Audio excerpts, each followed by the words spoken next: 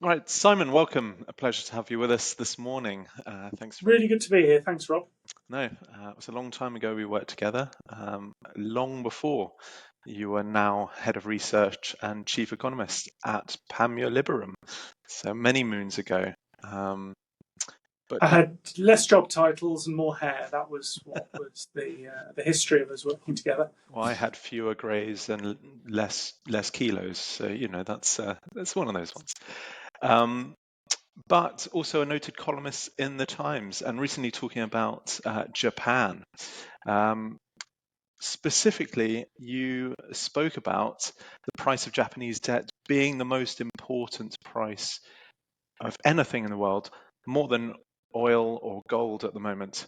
And today, if we may use your time, we're going to be talking about all things Japan, both how Mhm. that affects the debt market and FX markets as well. And you, when we worked together, were the chief of actually being able to explain in layman's terms what is going on uh, in global economies. And hopefully, listeners can benefit from that as I once did. Well, having teed me up, I can only disappoint. But look, let's try and pick the bones out of what's going on in the Japanese economy right now. Yeah. So maybe we start with a bit of background. For those who don't follow Japan or don't follow Japan closely, um, they might have a general appreciation of Japan's and the Japanese yen has struggled for the last 20 years. Probably heard some terms like stagflation, Abenomics, the carry trade, loads of different isms and catchphrases. Could you maybe just set the scene and walk us through that background? Yeah, of course. So Japan as an economy is highly relevant to the world economy, as virtue of being the third biggest in the world, a population of more than 200 million. Um, it has for a long time been on the technology frontier, quite an innovative economy, but it has had some real challenges, and in no particular order, a quite significant implosion of its asset market, its property market in the early 1990s, which led to a series of policy mistakes amplified by a rapidly aging population and relatively little flexibility in its corporate environment, all means that basically, in macroeconomic terms, it's been doing experimentation, the Japan experiment, for the last 30 years, which has triggered a lot of those words that you've just described: stagflation, Abenomics, quantitative easing. And the net result of all that, particularly for people involved in foreign exchange markets, is the Japanese yen has weakened considerably against a lot of currency pairs as a result of trying to trigger inflation and growth through very, very low interest rates, and indeed, for a time, negative interest rates, as well as the government issuing huge amounts of debt, now worth, in terms of government debt, more than 2.5 times the size of the economy. So I would describe it as a sort of a melting pot, a crucible of economic policy experiments. I think what is challenging people right now is it looks like what we thought we knew about that experiment is unraveling pretty fast. Yeah, and thanks very much. And that brings us perhaps up to date for if we're talking to CFOs or strategists, we have that backstory. What's brought it to a crunch for you when you're talking about the most important asset price in the world at the moment? Could you just bring us up to date in the last 6 months? Sure. So inflation has, certainly for the last 15 years, been hovering around zero or indeed negative in the Japanese economy. And as a result, interest rates set by the Bank of Japan and translated through its debt markets have been close to zero or indeed negative. And the Bank of Japan has been managing yields, what known as yield curve controls, keeping interest rates low on Japanese debt throughout that period because it didn't really have an inflationary problem. Quite the opposite. it had a deflationary problem. But a combination of the COVID pandemic, some of the structural reforms to the Japanese economy starting to bear fruit, has meant that we've started to see sustained inflation for the first time really in a generation. Now, as a result, investors are seeing the Bank of Japan raising interest rates. They are considering that they might need more of an inflation premium to compensate for the fact that inflation is now positive in Japan. And that is all causing a reassessment of the very, very high prices that investors were prepared to pay for Japanese debt. And of course, as that pushes the price down, that pushes the interest rate up, which interest rates are painful for debtors all over the world. But if you've built up quite the quantity of debt that Japan has, then even moves which are made for Western investors, of 3.5%, the type we're seeing now at the long end of the Japanese yield curve, they may seem quite conservative. Long end US and UK debt is north of 5%, but the level of indebtedness means that that's very, very penal, very painful, in fact, for the Japanese government to service if those interest rates remain there for any prolonged period of time. Yeah, quite painful indeed, and especially in the context of what we might appreciate as the carry trade. For listeners, could you explain why it was so significant that Japanese debt was so cheap and what that allowed in the global economy? And then that probably gives them a context to understand the painful unwind at the same time. Yes, and the carry trade, which I'll define in a second, is such an important facet for people who may go, well, I've got no direct exposure to the Japanese economy. Why? It seems quite a sort of closed economic system, financial system. Why should it bother me? But over this period of time, and we're talking 2 to 3 decades, because Japanese households, Japanese corporates couldn't get decent interest rates at home, and because most other countries were seeing their currency appreciate against the Japanese yen, it was quite profitable to effectively seek carry, which is where the carry trade comes from, by taking your yen and buying dollars and then buying dollar-denominated assets or sterling-denominated assets or euro-denominated assets and getting a nice currency effect because of a weakening yen, meaning those euros, those pounds, those dollars particularly are more valuable. Plus you get a higher interest rate than you would get at home, and indeed you could borrow at home and then get that higher interest rate, that higher carry internationally. If that spread of interest rates as a result of the movements we've just spoken about starts to narrow, and indeed if the value of the yen starts to appreciate, the attractions of doing that trade diminish. Now, what does that mean for Western governments, Western households, Western businesses? We'll take the US as the poster child here. Japan is the biggest holder of US government debt. It owns about $1.4 trillion worth of US government debt, and it's bigger than China in terms of the biggest holder. Indeed, I think the UK now is the second biggest holder. But if Japan decides, actually, you know what, we can get some yield in our home market, and actually maybe the dollar is going to weaken because of everything that Donald Trump is doing in the White House, then actually the attractions of that carry trade, which have kept interest rates low, lower than they otherwise would have been around the world, has global ramifications. And you very kindly said in my introduction, I spoke about this in my recent Times column, that was why I contextualized that column by saying the cost of Japanese debt right now is the most important price in the world economy. Yeah. And could we maybe try and sew that in with the idea of tariffs as well? I mean, Japan, I believe, runs a huge trade surplus with the US, and lost within the tariff debate, I think, is the idea that the the surpluses that were then used to buy US debt, and actually the onward effect of tariffs on that circular usage and that recycling into US debt, and the cost of capital for US companies. Mm. How do you see that playing out?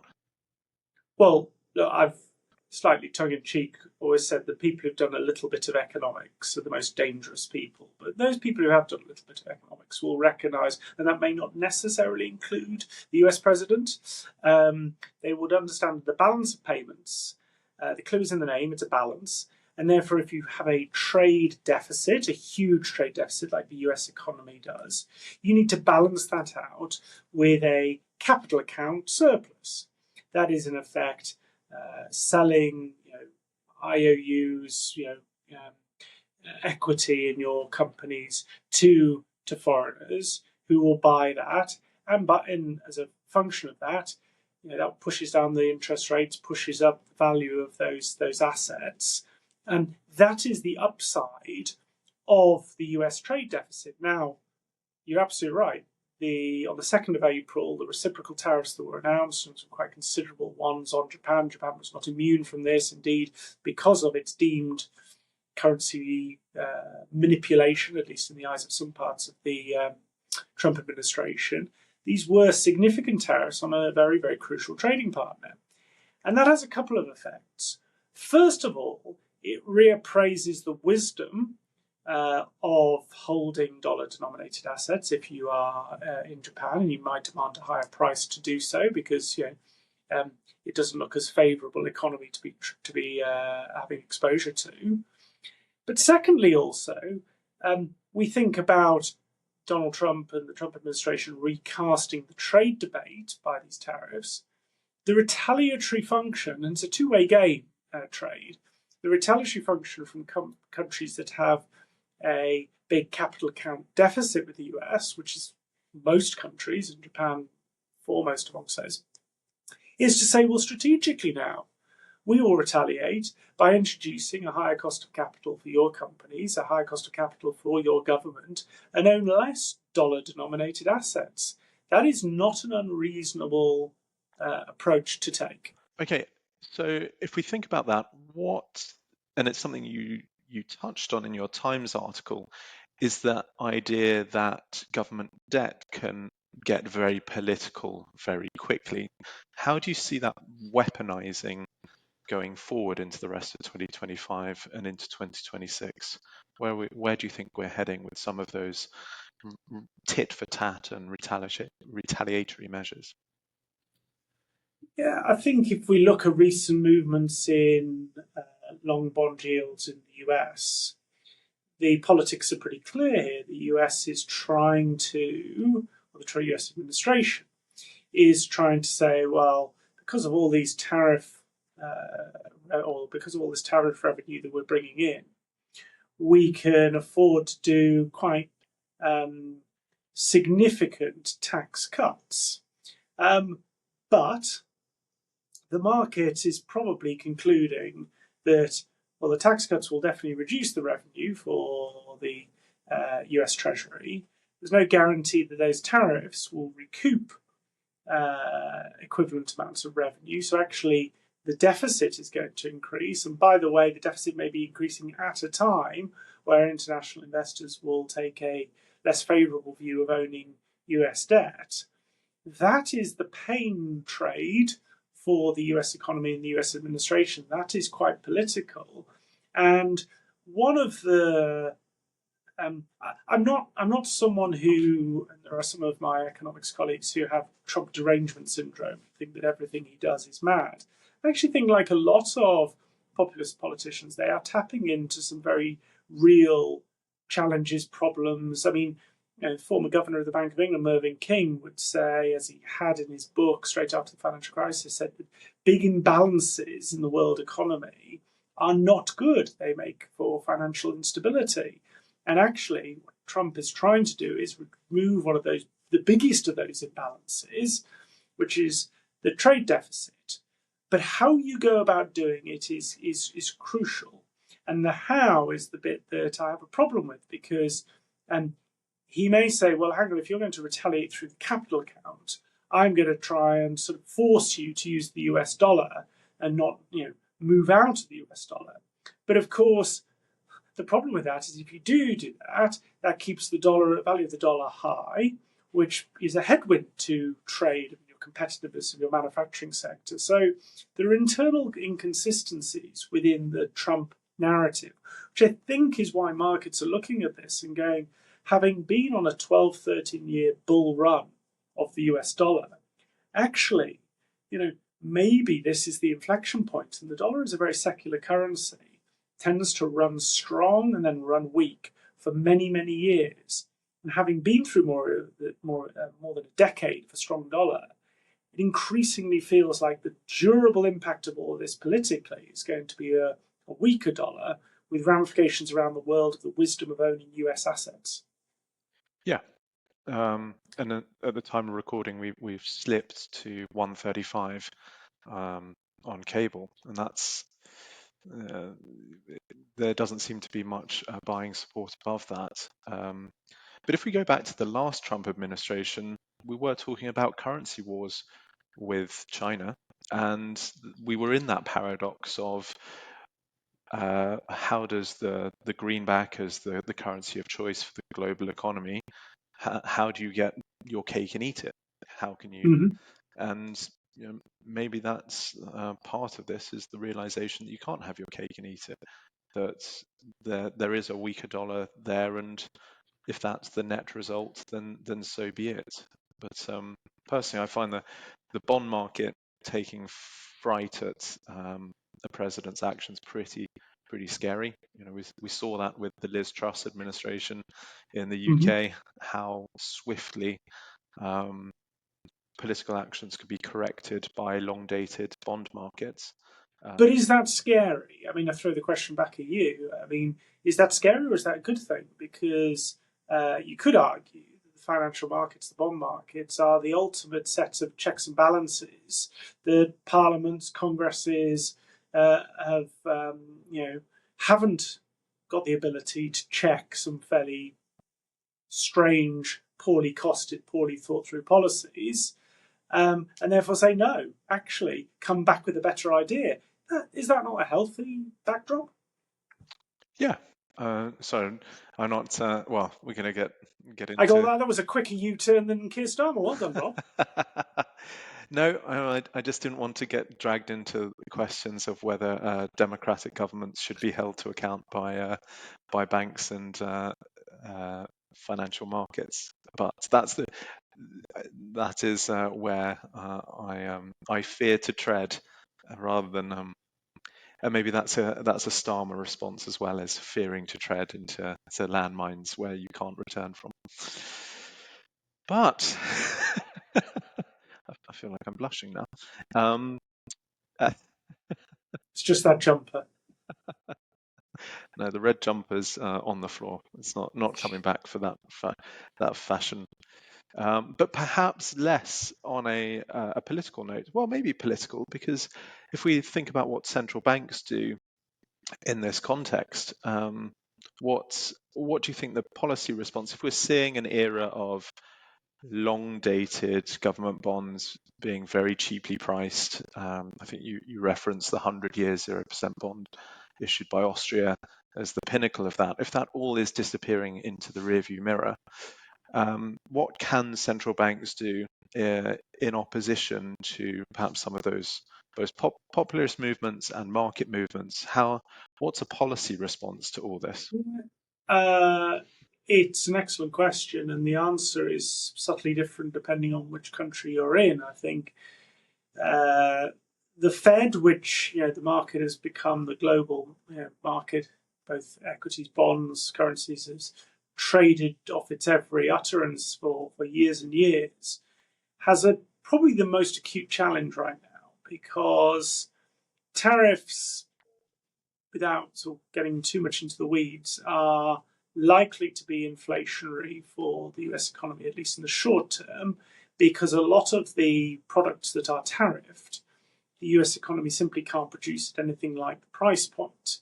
You think about, some of the consumer durables, t-shirts, trainers, etc., if they get tariffed, I mean, the reality is the average salary of a US manufacturing worker cannot produce these things at that price point, even if it had the capacity to do so.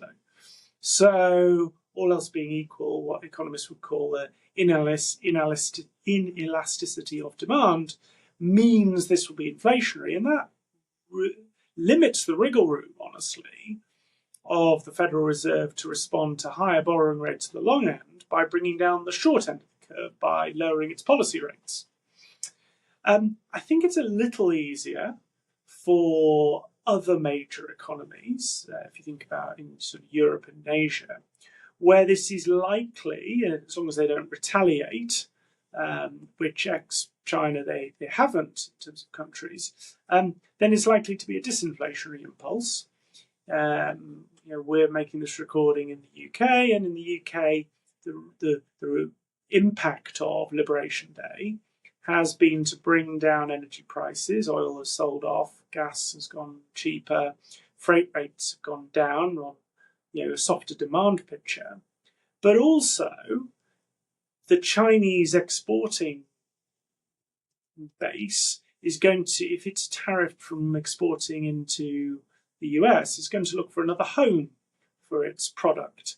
So you have a glut of supply. Some people call it trade dumping by the Chinese industrial base. Of course, again, those people who've done a little bit of economics, those dangerous people will know that additional supply puts downward pressure on prices.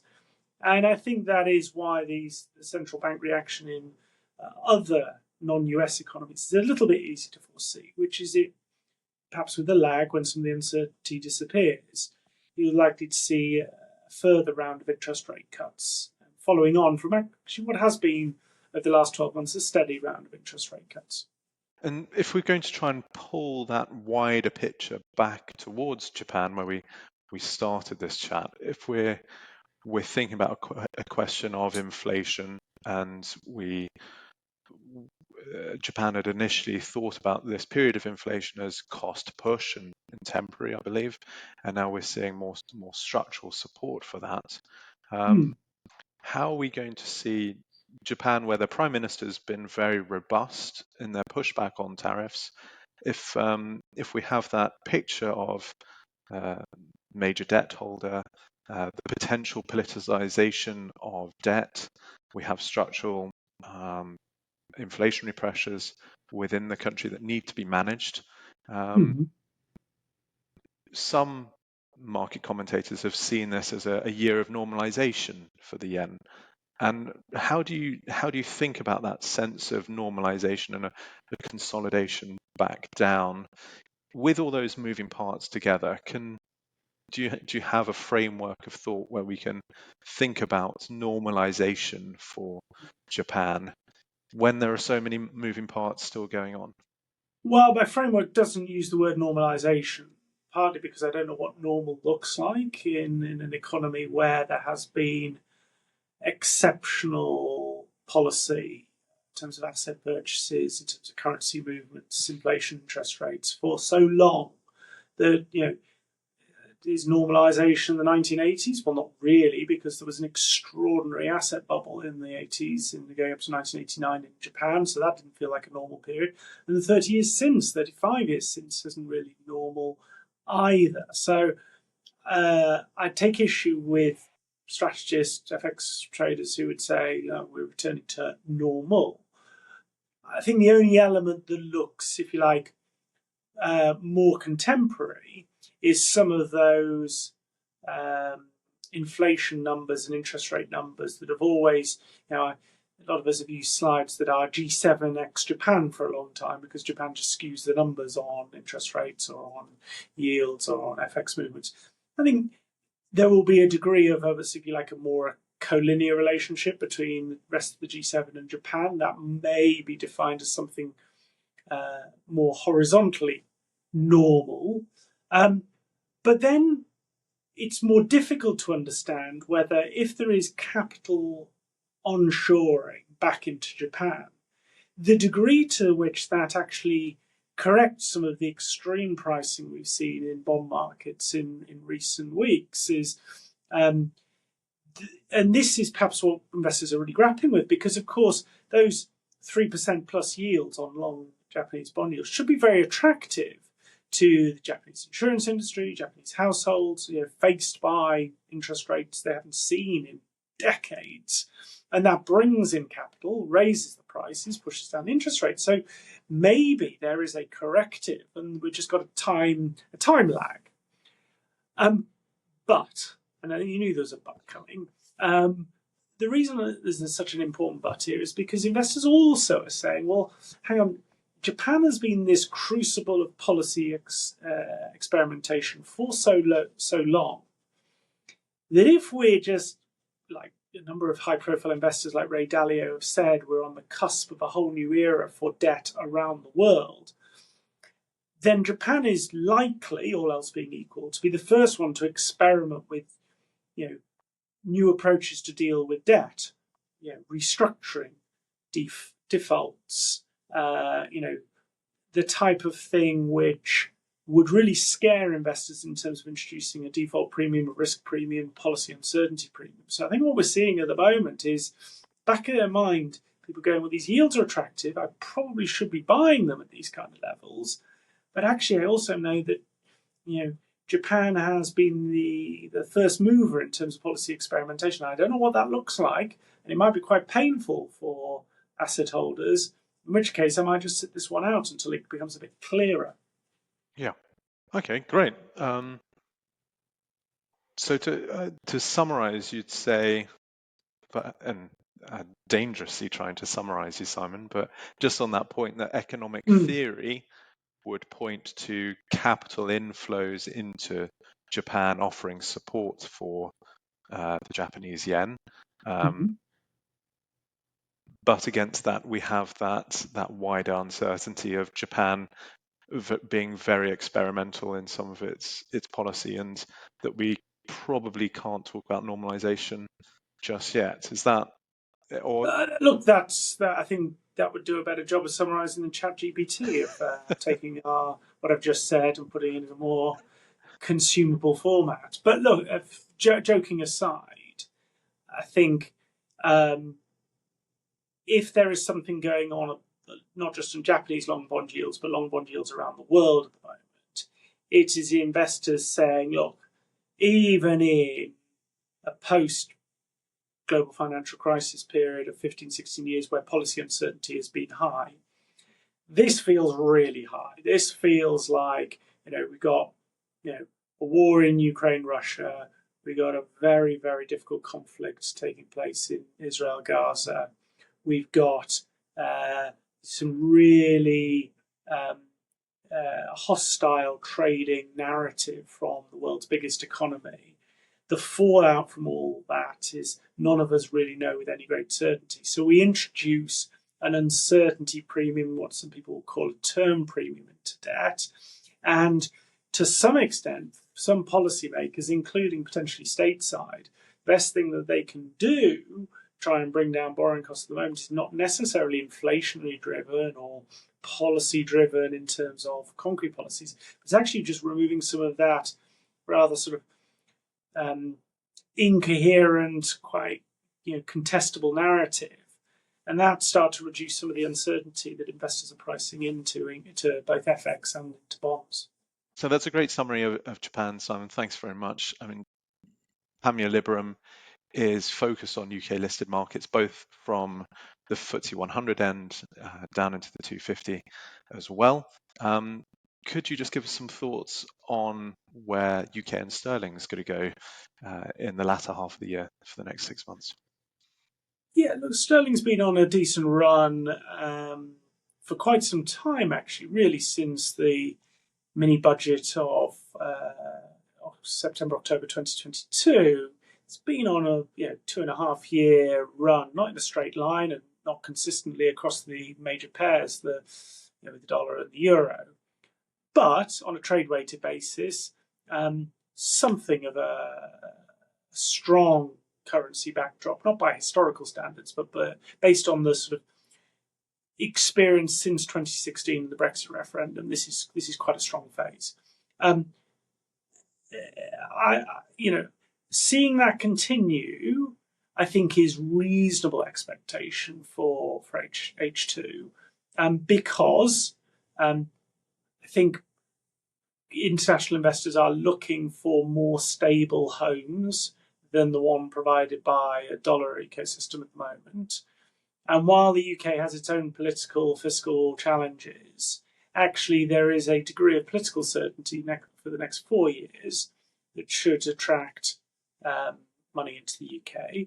Also, while I do think the Bank of England still has some latitude to cut rates further, as we discussed actually earlier in this podcast, the near-term picture in terms of the next few months is, we'll see inflation stubbornly above target. It's about 3.5% right now, and it'll probably stay there until the fourth quarter of the year when it starts to come down.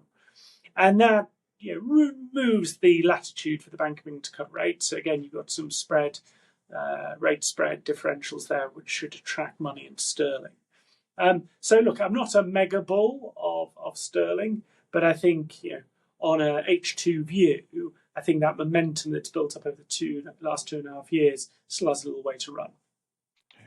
And just on that sense of safe haven, it just struck me that certain commentators might say Mr. Starmer's slightly underwhelming or just not very exciting.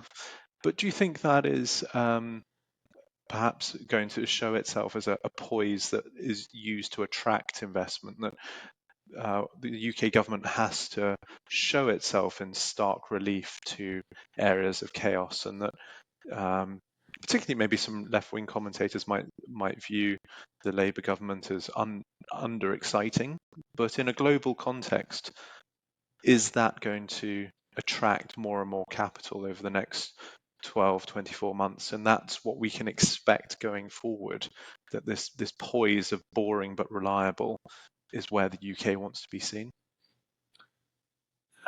Yes, I mean, I would express it slightly differently, but what I would suggest is over the last few weeks, we've seen the UK do a trade agreement with the US, it's done a trade deal with India, it's done a reset with the EU.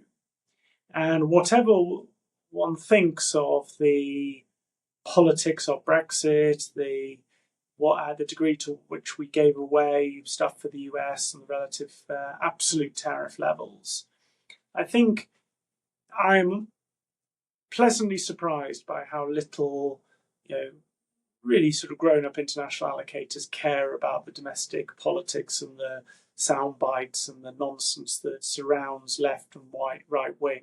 What they really care about is the fundamentals. Is the UK economy pursuing what seems in aggregate a sensible economic path? And I'll give you an example, which is the EU reset, a hugely partisan issue regarding Brexit, leave as remainers. The trade there was the UK gives away 12 years' worth of fishing rights in return for reduced checks at the border on food and agricultural produce. The food and agricultural produce market in terms of exporting to the EU is 10 times as big as the UK fishing industry. That means an international investor looking at it goes, okay, politics might be toxic, but actually this is a government going, all right, what is in our best aggregate economic interest, and we'll deal with the fallout.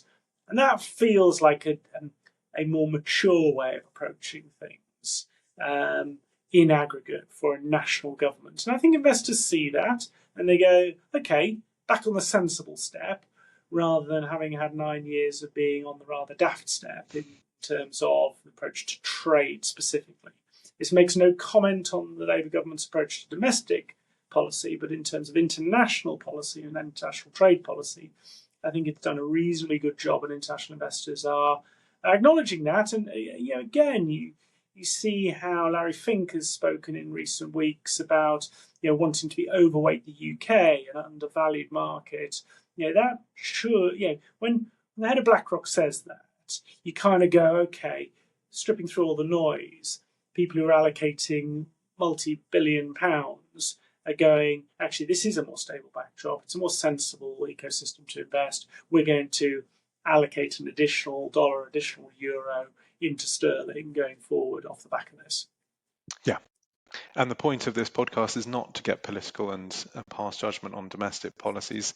I should add, but just to get that view is very helpful, and how we can appreciate flows of international capital and how people think about allocating to the UK is helpful for that framework. So thank you very much, Simon. I think that brings us towards the end of our podcast. I can only say thank you very much for your wisdom and your clarity, and really nice speaking with you.